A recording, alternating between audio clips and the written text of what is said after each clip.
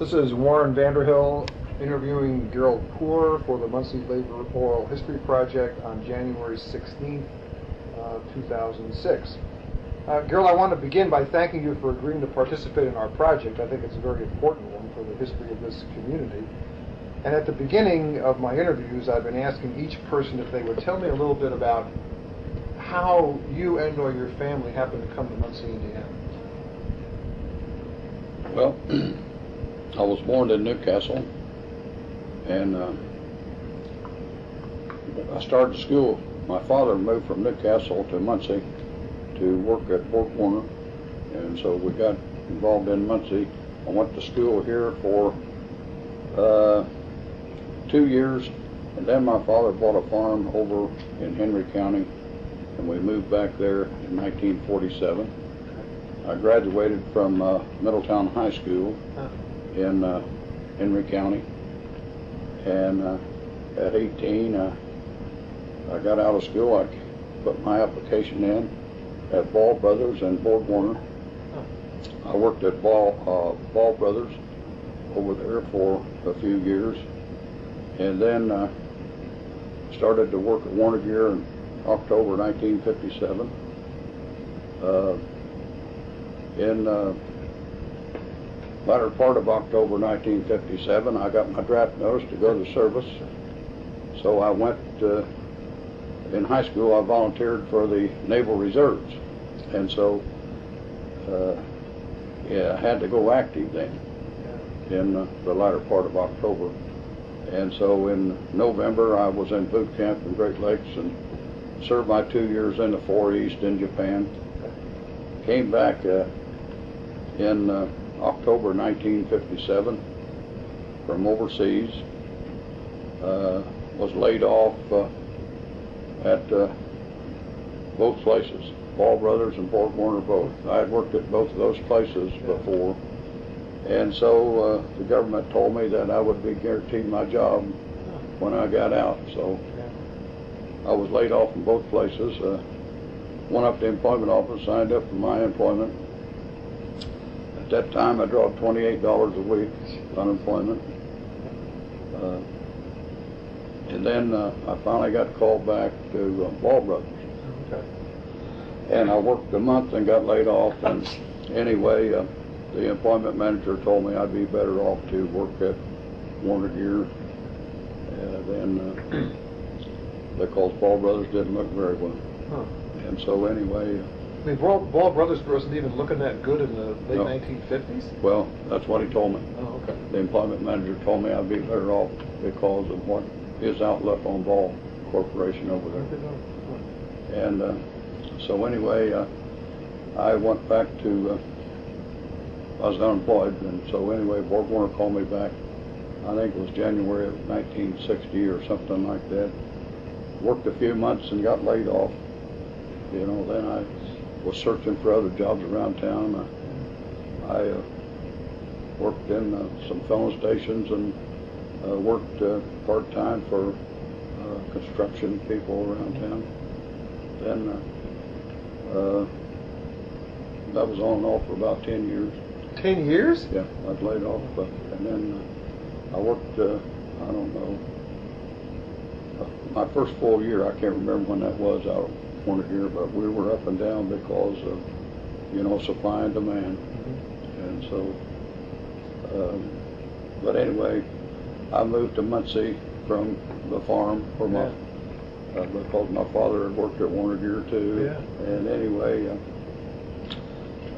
it was 1963, I think it was, or was 1960, I think it was, 1960.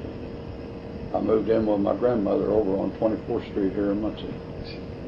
And so, you know, I lived there till I got married. And then my first marriage didn't work out very well. And so we got divorced, and I got remarried in 1968. But been in Muncie ever since. Okay. When did you finally get back into gear where it was pretty regular, where you consider yourself more or less a full-timer? About 1975. 75, okay. I want to go back one step because I haven't had the chance to talk to very many people at Ball Brothers. What kind of jobs did you do at Ball Brothers? Well, I stapled boxes together. Stroll's beer boxes. I won't ever forget them. Cases, you know, they'd have them all made up. Yeah. You pull them out, put them on a Stroll's tablet. beer? Yeah. How do you spell Stroll's? I don't know. I can remember that. But anyway, we'll just put out beer boxes. Yeah, beer boxes. That's what it was. And so I'd done that to start with, and then drove a tow motor. I done what they call off bearing. The women would put the bottles in the cases in, you know, and I would off bear them, put them on a pallet, you know, and the trucker would take them out and put them in the boxcar.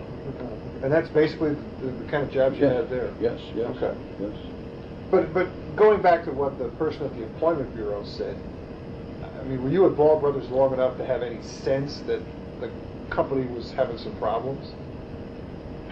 Well, I didn't realize it because there was still a lot of people working there. Okay. But, you know, Osborne, I think, it was the employment manager. And, excuse me. No, I get that. Well, you talked about the different kinds of jobs that you had at Ball Brothers. What I'd like to do now is focus on your longer career, and that is, of course, at Warner Gear. And I'd like you to tell me about different kinds of jobs you had there. Board Warner, my first job, I emptied waste paper baskets in the office. I had a push cart, and at that time there were a lot of offices up at Plant 1 on Seymour Street, and that was my first job.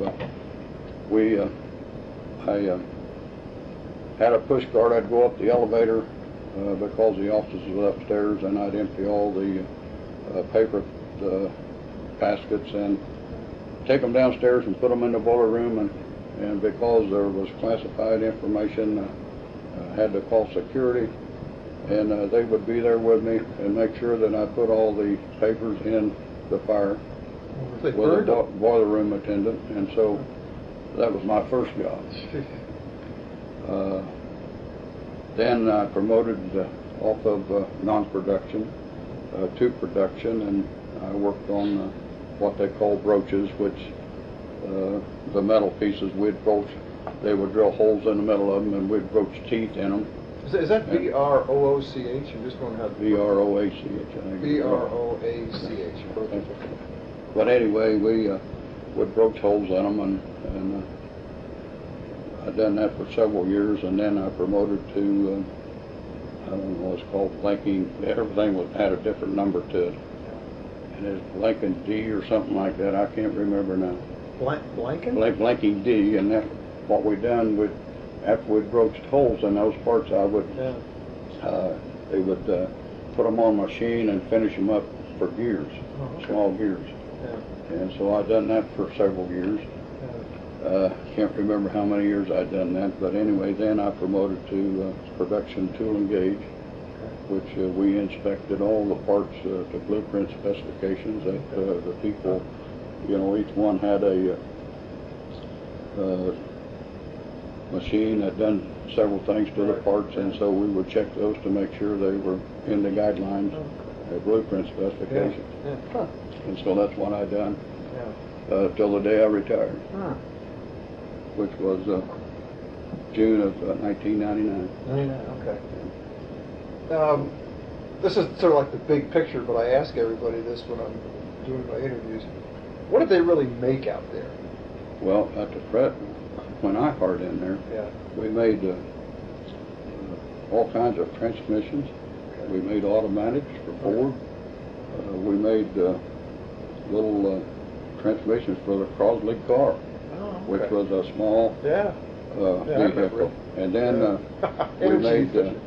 we made transmissions for Jeeps, you know, some government vehicles, and so that's why we had, you know, some of that security, so to speak, on paperwork, but making military vehicles. Okay.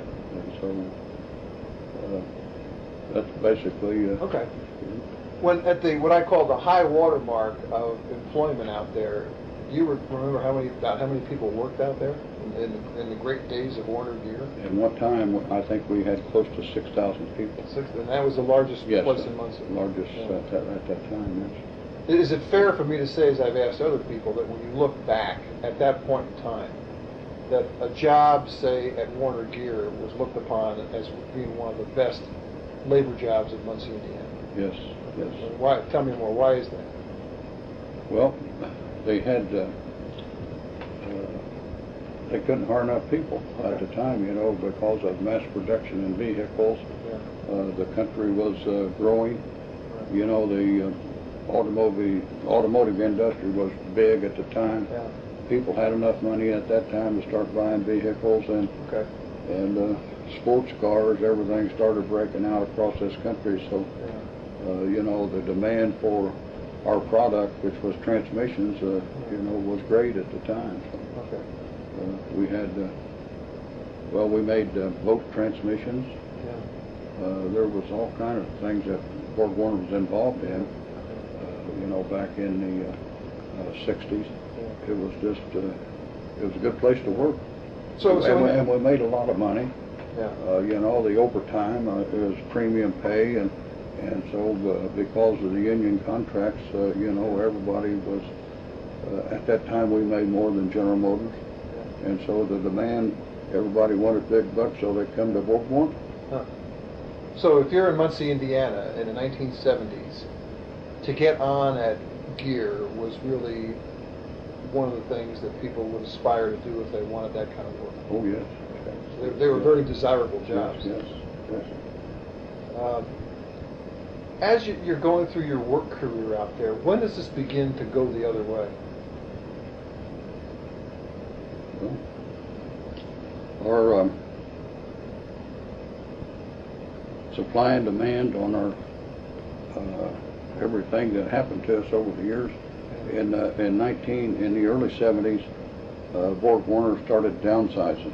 Okay. We went from As a corporation? as a corporate, well, as Borg Warner here in Muncie. Okay. Okay. In the 1970s? Yes, Oh. they started. We started downsizing. Was getting away from the automatics, going to manuals.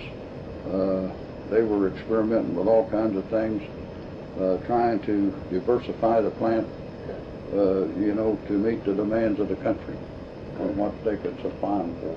Yeah. And so things started slowing down. We started shipping some of the jobs, our manual transmission, some of it went to Mexico. Okay. In the 70s? Yeah, back in the late 70s, Late early 80s. Okay. And so some of our other work was outsourced, Okay. you know, to different places, and Yeah. Borg Warner started, because of all the money they had made at this plant, Yeah. they started buying other facilities and doing different things, you know, Yeah. over the years. So for Borg Warner, this plant at one time was a real moneymaker. Oh, yes, yes, Okay. yes.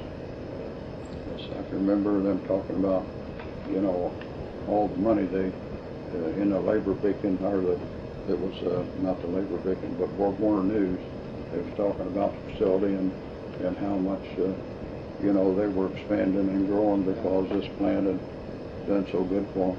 Huh. Okay. When did you become involved with union activities? 1964.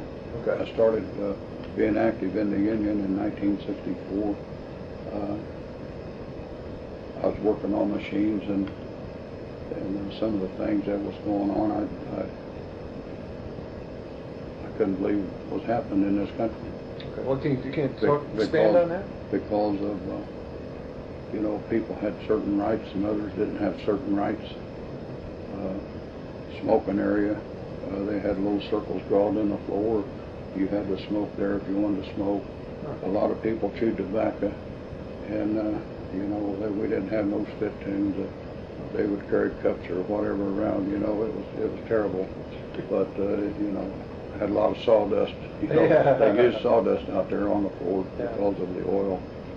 You know, and the way we processed parts. And so anyway, that I got involved in it because I wasn't satisfied with the way the unions was, well, it wasn't the unions so much as the people that were elected officials would let the company get by on certain things with different individuals. And so I thought, that I could change that, so that's why I got involved in it over the years. When did you first run for an office? 1965, I think it was. Okay, and then you won that? No, lost. Oh, lost, okay. I lost my first one, and then we had yearly elections in, and so the next year I ran and won. Okay, what office was this? A union steward. Union steward, okay. A union steward, and so then I became active in it, from then on. Okay. And so you had to go out and politic with the people, and tell them what you would like to do and what you'd like to see done. Yeah. And, and try to meet your goals. And so it was a struggle out there to be elected because being a young man, everything in the union's based on seniority. Yep. And so anyway, if you didn't have much seniority, it's very difficult to win an election. Okay. And so the older guys sometimes would win out. I'd been in and out of the union, ever since that day. And so, okay. Well, tell me, what were some of the things you did in your union jobs? Union elected positions? Well, I was interested in 1968, the UAW formed what they call Community Action Program, which is CAP. Sure. And so I got involved in that from day one and started being active in the union. Because of the Community Action Program, I took advantage of it, I guess, being a union leader and being one of the members of it out of our local unit. I got to travel across the country, meet a lot of politicians. We each year we'd go to Washington, D.C. and lobby on behalf of the UAW. Then they encouraged us to get involved in the national elections. I have been to 5 Democrat national conventions, and got an opportunity to meet a lot of important people, I guess, in this country, which is congressmen, senators, and presidents. So I've been very fortunate. Of all those people, who did you find the most impressive? Of all those national political leaders? Well, besides the presidents, I think, they get a lot of attention, but out of all the people, and this is, well, that's a difficult question to answer, but... Well, you can name more than one. But let me tell you what, one of the most important people that was Phil Sharp, which is congressman out of Muncie. He's a good friend of mine. He, every time I'd go to Washington, D.C., I would get with him, and he'd take me underground. We'd travel that little. I've done that. And so, he impressed me a lot. And I miss people like that because you're the only one. The way the country's going today, it's a struggle. And so, the other important people, one of the guys that really impressed me was Byrd. From West Virginia. Oh, Senator Byrd. Senator Byrd. Yeah, he can quote things and rattle on, and he in meetings. He was influential, I think. Because of the things that he remembered. And one of the other ones was out of Kentucky, and I can't remember his name, but he was a very boisterous individual, and always telling jokes. And he captured my attention. I said, I wish I could be like that individual here, and had a good memory on him. He could remember things, and I'm beginning to fail on memory because of my age. Aren't we all? And so, but how the presidents, Bill Clinton to me was, even though he done things that wasn't right, I admire him for what he had done for this country. He got us out of debt, Before we got back in. And now, you can see the difference in the way the country's structured and how it's run. That has made a lot of changes, and now we need jobs, for these people in this country. That's for sure. And our labor struggles over the years, you can't give up. When you think you win one, you got 10 more to fight our labor battles for, because of legislation is being instructed to take us backwards instead of forwards. Well, it's like one of my friends in the environmental movement, which I'm very involved in, said, you know, you're dealing with the environmental issues, you never win. All you get is a stay of execution. You got to keep working at it. It's the same thing with what you're talking about. Hey, tell me a little bit about, this is kind of bureaucracy, but in what ways did the union function? What way did it actually work out at Warner? Well, we have, you know, how does it function? Yeah. We have bylaws Okay. to go by, and Constitution Okay. by the International Union. So it's very democratic, small, yes. small D. Oh yes, yes, very good. Yeah. You know, and if you do things that's not right, well, you can have charges filed against you. Okay. You know, and suffer consequences Yeah. of it. Okay. So I should have gone back to this before, but when you went sort of moving through the ranks of a union like 287, you first you're a steward, then what? Usually committeeman. Yeah, committeeman. Then executive board. Okay. Become president. Okay. Maybe I should have run. I was going to run for president one time and then backed down, and okay. I didn't think I needed all the headaches, I guess. Right. And so, of my age out there before I retired. Right. You were a committeeman for a long time. No. I was committeeman for one term. Oh, okay. A 2-year term, I think, at the time. That was in 76, 77, or 77, 78. I forget. I think it's 77, 78. Okay. But during that time, that was trials and tribulations for Borg Warner. Yeah. When I was on the committee, because of the civil rights movement in this country. Right. Borg Warner didn't hire any blacks in the workforce until... They didn't? No. None? Until in the early 60s. Really? And so out of that, the civil rights movement, Borg Warner had got a lawsuit. Being on the committee that time, or that time of the year, all the committeemen, I think there was, at the time, were 10 of us, we had to go down in Indianapolis. The government had confiscated all of Borg Warner's files, took us all down to Indianapolis and litigated it through the courts. The company at that time, we, from the union, said that you had to earn seniority, not be given it, and so out of that, the company making restitution, they hired or give several blacks some back seniority on their pension credits. Oh, okay. And I think it was all 8 or 9 of them had hard in, but they had previously, because of trying to make restitution, they give them seniority back dating into the 50s somewhere, where they put applications in. Yeah. Oh, all right. Okay. We did have blacks as custodians, and clean the president's vehicle and stuff like that. I think there was about 3 of them, and that's all we had back in the 60s, and when I went to work there. Yeah. So Hey, was that pretty well known in the black community here in Muncie that you weren't going to get a job out there? Well, I can't answer for the blacks, but at that time, I don't think anybody thought much of it. Yeah. Oh, okay. At that time down here, but when the civil rights movement came along, you could see that because we didn't have them working out there. Right. And so then, things started changing. Yeah. Were there more blacks working at Ball Brothers when you were there? A few. Okay. Well, I guess I look at it from the standpoint of what we talked about before, that these were the jobs at Warner Gear were the premier jobs in Muncie. Oh, yes. And so here were African Americans who probably weren't going to get those jobs.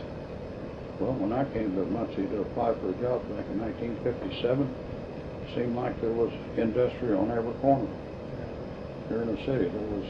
That's pretty close to true. Yeah. It's all over town. Yeah. If you wanted a job, you could find it. You could go to work anywhere. Yeah.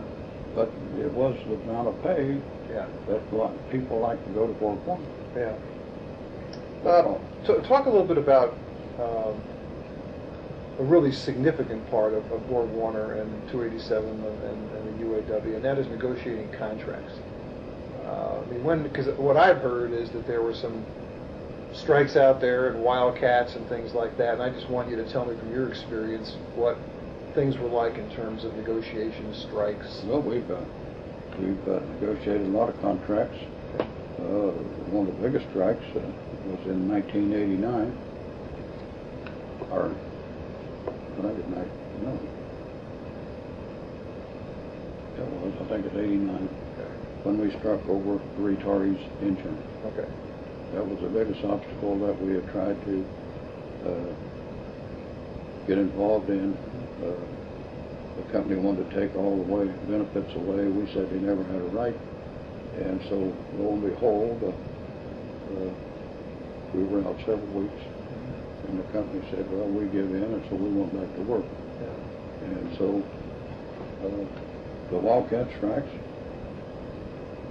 the union would ask the company to do certain things because of safety procedures, dirty floors, it was a mess out there. The union's position, well, we've got to get somebody's attention. Okay. And so anyway, the only way they knowed how to get attention was to have a wildcat strike. Okay. And so that seemed to work at the time. Yeah. And so we had several of them over the years to try to notify someone, what we call the White House, that there's something wrong out here on the floor that needs addressing. Oh, okay. And sometimes it worked, sometimes it didn't. Okay. But we, over the years, assembly line was the biggest part of the wildcat strikes because that's where the finished part came through. And if they wasn't getting transmissions over the end line, they was losing money. Yeah. And so, but they had a lot of influence over the years. During your work career there, how would you describe the relationship between labor and management? What I'm really looking for is whether it changed over time. Well, during my time out there, some of the people that was in top management came from this area here. Yeah. And so when things started changing big time was when Borg Warner started hiring people from outside, this area to be in charge of Borg Warner here in Muncie. Okay. And so they never had no ties to the community, could care less about the community and what Borg Warner had done over the years to help this community grow. Yeah. And so things started changing. People, my opinion, we've got corporate people now that, and I'm talking all the way across the country of my views, that they're raping America because of their high salaries, and they don't make no products. All they do is sit in there and voice opinions and have no input on what happens out on the shop floor, so to speak. Right. Draw these big bucks and make a lot of money, retire and go on. Yeah. And so, the working people in this country now is taking it on the chin. Yeah. And so, our jobs are going overseas where they can make more money and get bigger salaries. Yeah. And so, this country to me in the last 10 years has started backwards and it keeps getting worse. Mm-hmm. And so I don't know the answers, but I do know that politicians has a lot to do with what can happen in this country. And so, it's when you start pointing fingers, at one of them you got to blame, several of them because they're all involved in it. But you think that as outside people came in who had no stake in the community, if you will, that the relationship between 287 and management got worse? Oh, yes. I mean, if you look back and read about those things in the papers, would you see this from the standpoint that that the strikes were more bitter, that there were more wildcats? I mean, how would you detect that? Well, when we had the wildcat strikes, those people were from Muncie. Okay. But we had to get somebody's attention, and so they understood that. Yeah. And probably one of the best things from organized labor was most of our employees had been in the military, had been in World War II.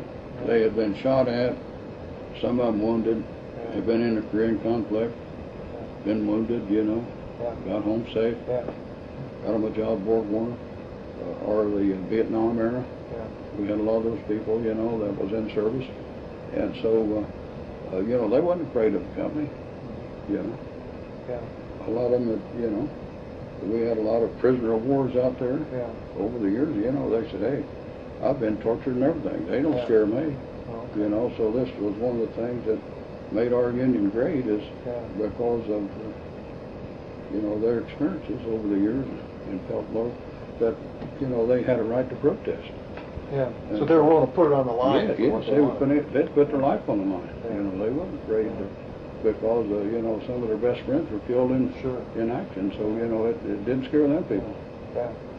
When you think of the issues that were important in terms of strikes or wildcats, were wage issues more important than other issues, or is it a kind of balance between wages, pensions, health insurance, etc.? Well, I think most of all the leaders was trying to make a balance of what's best for all of us and the retirees. Benefits are important. So over the years we give up wages. We give up cost of living. And, you know, to put the money to help our membership and retirees out over the years. So the biggest one came in the 70s when we had the 30 years and out. And we give up, to start with, I think it's $1.10 package to apply towards that in lieu of wages to get to 30 years and out. And so, you know, over the years that's gone. And I don't know, in the 90s we give up the 30, not the 30 years and out, but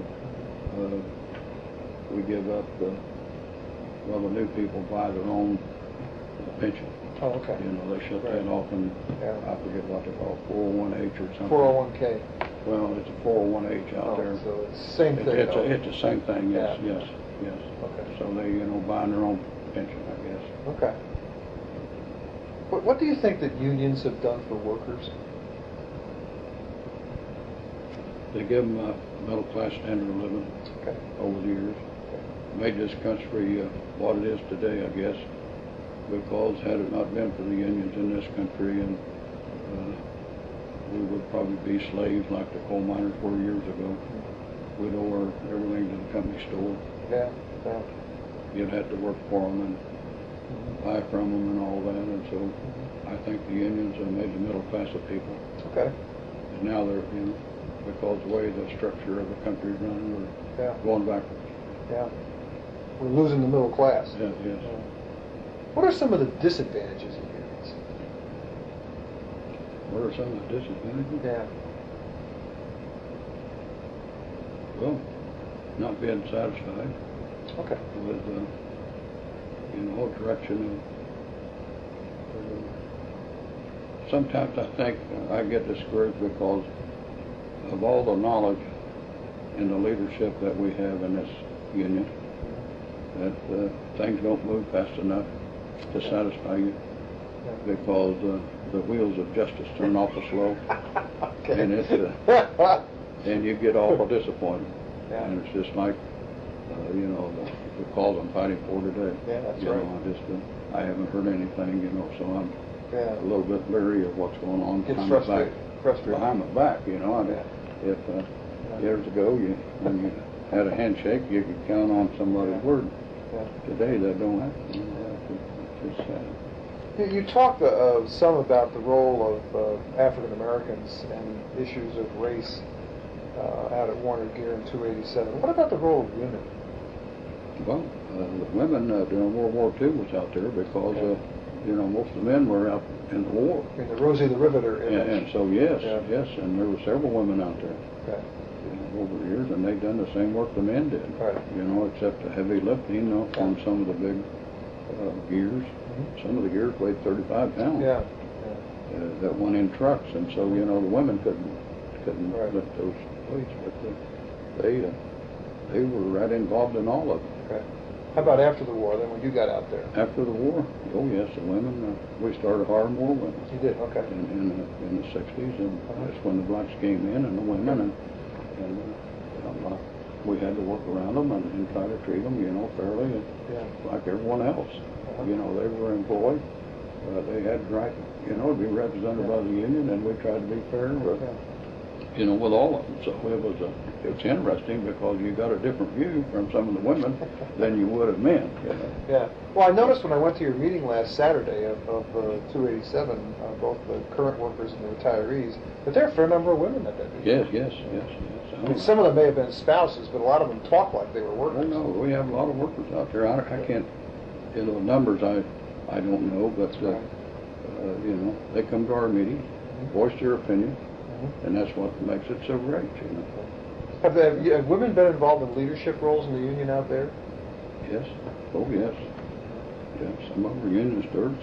Oh, really? We've never, in my lifetime, I haven't seen women on the committee, but we've had them on the executive board. But we have them now. Yeah. You know, so. Well, they seem as vocal as anybody else. They're not backward. They're not backward. Well, my last formal question is that when I came to Muncie in the late 1960s to become part of the faculty at Ball State, someone who had once lived here, he wasn't living here at the time he said this, described Muncie to me in the late 1960s as, quote, a really rough union town. Do you think that was an accurate description of Muncie in the late 60s? Well, everybody has a right to their own opinion. Our local at the time was probably one of the larger ones in Muncie. You know, in the 60s, Warner, because of the union being a union town, this town was organized. Like I said, they had factories on every corner, and most of them were organized. Okay. Under the AFL-CIO umbrella. Right. You know, and we were part of that at the time. Yeah. Our structure was UAW, AFL-CIO. Right. And so, because of the I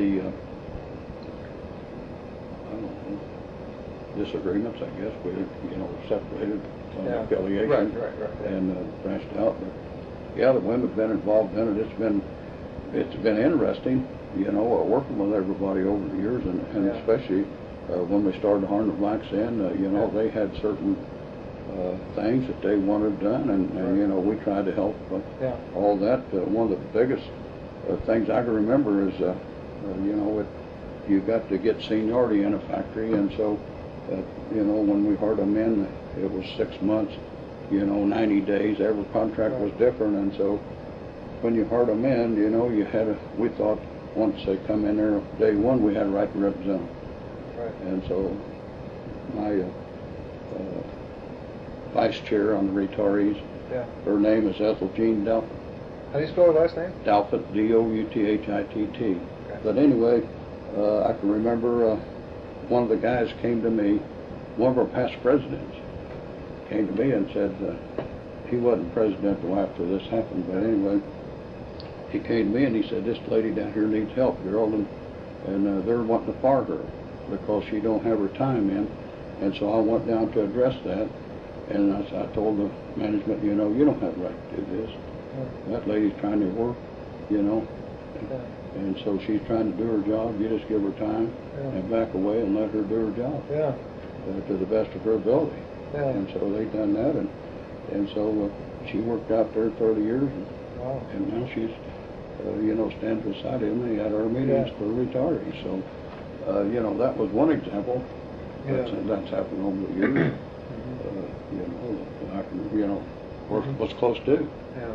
But when you look at Muncie today, and it was referred to, as I said, as a tough union town in the late 60s. Do you think that's accurate today? Okay. We're not having, well,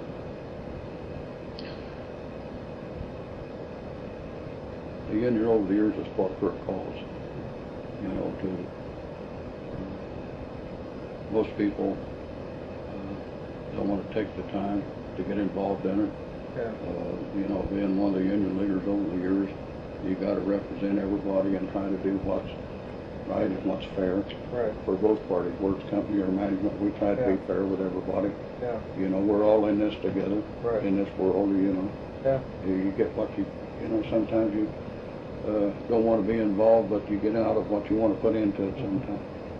And so, you know, I felt as, you know, my need was to try to help people. And so that's why I've done it over the years. And you know, a lot of people need help. Yeah. They don't understand rights and wrongs and how to go about, you know, getting their needs. And so, you know, I try to address those. Yeah, it's been a good ride. Yeah. For me, I've enjoyed it. Had it not been for the unions, I would, you know, not have what I have today from it. Okay. You know. But, well, that's the last formal question I have, but at the end of all these interviews, I give you an opportunity to add anything you want to add about your life. You just started talking about that being in a union has given you a pretty good life, and if you want to expand on that a little bit more, that would be great. Well, you know, I've, because of being involved, I've had an opportunity to meet various people across the country. Yeah. To be involved in it from the legislative point of view. We lobby at the State House. I've been involved in that for several years. You know, our good friend Hurley Goodall. You hate to see anybody retire, but you know, everybody. You can't do everything forever. Yeah, and so you know, there comes a point in your life that you know Yeah. you got to change things. Yeah. But I admire Hurley. We lost a good legislator, which is Alec Craycraft. He's done. But over the years, we had to, you know, elect some of the people from organized labor to give us a voice and a vote down at the State House. And so we have done that. You know, that's been our justice over the years to get help. Yeah. And not only there, but in the federal level too. And so I've enjoyed it. You know, hopefully I can do more for our retirees in this community.